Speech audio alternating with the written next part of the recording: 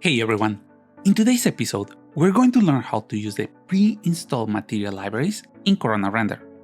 To access the material library, we need to press the Open Material Library button in the Corona toolbar. This is going to open a new screen where we can see the free Corona shaders and textures. In the top left corner, we can find the search bar. For this tutorial, we're going to write brick.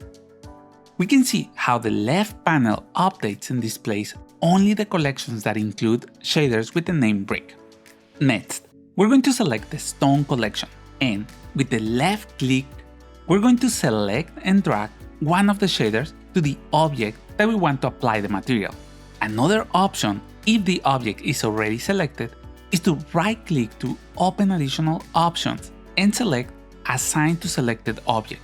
In these options, we can also find Show Bigger Preview, which is going to open a new screen with a preview that includes the size of the texture used.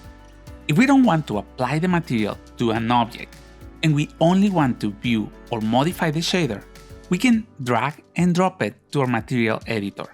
Once we have made the necessary adjustments, we can assign the material by right-clicking it and selecting Assign to Selected Object, or we can drag and drop the output node to the object. After applying the materials, we can quickly select the objects with that material by right-clicking on the material and selecting Select in Scene. We can do the same in the material editor by right-clicking on the material and selecting Select by Material. This is going to open the Select Object screen with the pre-select objects. Back in the Corona Material Library, if we position the cursor over any of the shaders, we can see a star icon in the upper right corner. By clicking on it, we can add the material to our favorites.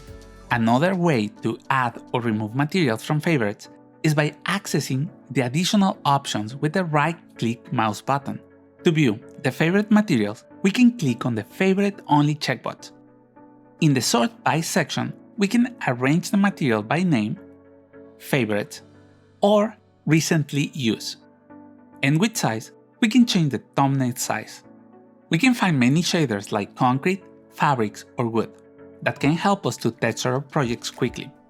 This library is really useful if you're starting to work with Corona and don't have a material library. Hope you enjoyed the video. Don't forget to click the like and subscribe button. If you have any questions, let me know in the comments section below. And thank you for watching.